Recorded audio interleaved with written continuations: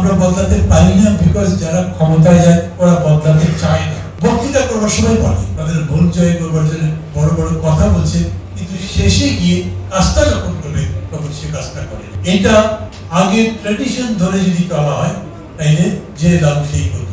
রাজনীতির নীতি যারা নির্ধারণ করছেন তারা যদি না বোঝে, এই যে ক্যাপাসিটি ট্যাক্স নিয়ে কত কথা বলেছি আমরা, বিশেষ ব্যবস্থায় যেরকম করে সবাইকে এইরকম সুযোগ সুবিধা দেওয়া হলো, তার কত সফল করা হয়েছে। কেবলমাত্র সরকারের কোনো জবাবদিহি নাই বলে যা ইচ্ছা তাই করেছে। এটা প্রমাণিত হয়েছে এর মধ্যে দিয়ে কি ধরনের লুটপাট হয়েছে, কিন্তু সেই লুটপাটের ব্যাপারে পুরো বিধি বিধান করবার জন্য বর্তমানে যে সরকার আছে, মানে এই 14 মাসে কোনো ভূমিকা দিতে পারেনি। তাদের কাছে আরো হাজারটা সমস্যা আছে, ওগুলোই সমাধান করতে পারছে না। পরে যারা আসবে তারা কি করবে সেটা যদি ঠিক করতে না পারি, তাহলে এই আলোচনাগুলো আমরা যাই করছি। এবং মূল কথাটা যেরকম করে বলেছেন, এই যেমন বিচার বিভাগের কথা বললেন যে জ্বালানি অধিকার সংরক্ষণে বিচার বিভাগ কি করতে পারে, আর আগে আপনাকে বিচার বিভাগের সার্বভৌমত্ব শব্দটা কি বলা হয়, মানে তারা যাতে বিচার বিভাগ স্বাধীন হতে পারে সেটা নিশ্চিত করতে হবে। তো তার মধ্যে যাতে কোনো ইনফ্লুয়েন্স না হয়, তার মধ্যে যাতে অতীতে যেগুলো হয়েছে বিচার বিভাগ যাতে সেই পথে না হবে। আমরা কি খুবই নিশ্চিত যে এরকম কিছু হচ্ছে না?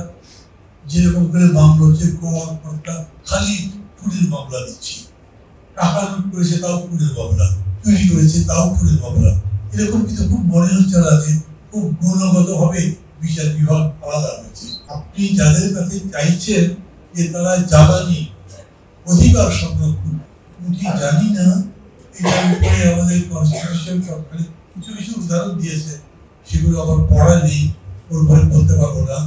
কিন্তু জ্বালানি অধিকার সংরক্ষণ করবার জন্য বিচার বিভাগ নিজে কতখানি ওয়েল ভার্স বা ওয়েল নোন এটা আমি জানি না। তারা কি এই কথা এখন ভেবেছে কোনদিন? আমি বলতে পারবো না।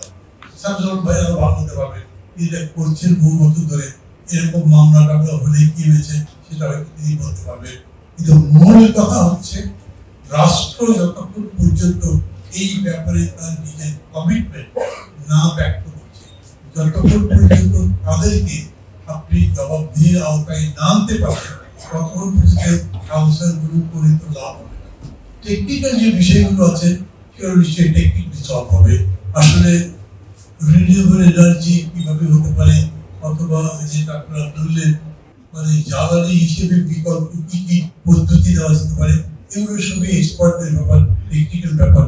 এই কথাগুলো কিন্তু আমাকে বা আমরা যারা লেম্যান দেখবেন এবং পলিটিশিয়ান তারা সিদ্ধান্ত দিতে পারবেন না। মিনিস্ট্রিতে যখন একটা মন্ত্রী যে ব্যাপারে এক্সপার্ট হবে সেটা এক্সপেক্ট না করাই তো ভালো।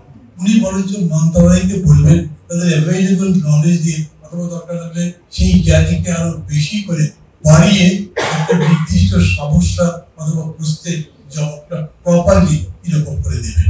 আমাদের এটা হওয়া দরকার। সরকার বলেন বা সমগ্র রাষ্ট্র পলিসি মেকিং এর দিকে নলেজ বেসড রাজনীতির দিকে ঝুঁকতে হবে। এখন তার এডুকেশনের ব্যাপার নেই। আপনি নিশ্চয়ই 5 বছরের মধ্যে আর একটা অভ্যুত্থানের চিন্তা করছেন না, হয়তো পারে কেউ কেউ, আমি দেশের কাছে শুনেছি যদি এগুলো ভুল হয় আবার একটা অভ্যুত্থান হবে, কিন্তু প্রতি বছর অভ্যুত্থান তো হয় না। এখন দরকার হচ্ছে আপনি পরিবর্তনের জন্য সঠিক পলিসি কিরকম করে দেবেন, সেরকম করে যেরকম ভাবে দাবি করছেন 3টা পলিসি আছে। জনগণের মালিকানা জ্বালানির উপরে, মানে প্রথম শুনে না এটা ধাক্কা দিয়ে জ্বালানির উপরে আবার জনগণের মালিকানা হবে ক্যাপ্টেন। জ্বালানি তো জনগণ তৈরি করছে না, জ্বালানি তৈরি করবার ব্যাপারটা অনেকটাই বলতে পারেন যে সরকারের উপরে, প্রতিষ্ঠানগুলোর উপর আছে, তাদের উপরে জনগণের মালিকানা প্রতিষ্ঠান ব্যাপারটা একটা থাকতে হবে, তখন এইটা সম্ভব। এর জন্য আপনার প্রস্তাব হয়তো করছেন, সেই প্রস্তাবের ভিত্তিতে যদি সত্যি সত্যি সিদ্ধান্ত হয় তবে, নাহলে জাস্ট একাডেমিক্স এই প্রবলেমের সলভ করতে পারবে না। কিন্তু একাডেমিক্সটাই যদি ট্রান্সলেটেড হয় ইনটু সোশ্যাল ফ্যাক্টর তাইলে হবে। আমি যদি একটু মানে বোঝাবার জন্য বলি, ধরেন কোটার আন্দোলন যখন চলেছে তখন জ্ঞানগুলো আমাদের কোনো কাজে লাগে না, যেগুলো আমরা ভক্তি বলি। ধরেন আমি যদি এরকম করে বলি আচ্ছা, বাংলাদেশে মানুষকে এনার্জি প্রপারলি দেওয়ার জন্য কি পলিসি হতে পারে? এটার কি একটা আওয়ামী সলিউশন আছে, একটা জাতীয়তাবাদী সলিউশন, একটা ইসলামী সলিউশন, একটা সেকুলার সলিউশন? নাই। আপনি যদি যানজটের কথা বলেন তাহলে তার এই ধরনের কোনো সলিউশন আছে? ওই সলিউশন একটাই, মেবি ধরনের কিছু ভ্যারিয়েশন হতে পারে এবং তার মধ্যে অপশন কিছু থাকতে পারে, কিন্তু পলিসি অনুযায়ী একটাই হবে। সব আজকের প্রোগ্রাম এখন বাংলাদেশ করতে যদি চান তাহলে আপনার প্রোগ্রাম বেস হতে হবে, এবং সেই দিক থেকে এই যে এনার্জির উপর আপনারা চেষ্টা করছেন, আমি মনে করি এটা খুবই একটা ভালো এফর্ট। সবাই মিলে একটা একটা করে যদি ধরি তাহলে আমি তো বিশ্বাস করি দেশ তো বদলাচ্ছে। এটা তো ঠিক, কোনো দেশ বলতেছি আমরা বদলাতে পারবো না। কেন আমরা বদলাতে পারি না? বিকজ যারা ক্ষমতায় যায় ওরা বদলাতে চায় না।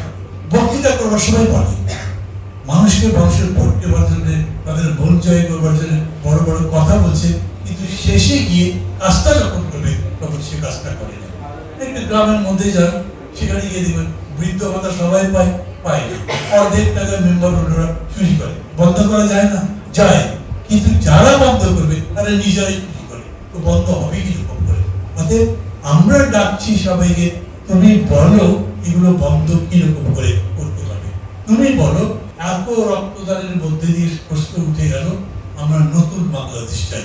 পুরনো বাংলাদেশ আর দেখতে চাই না, ফিরে যেতে চাই না।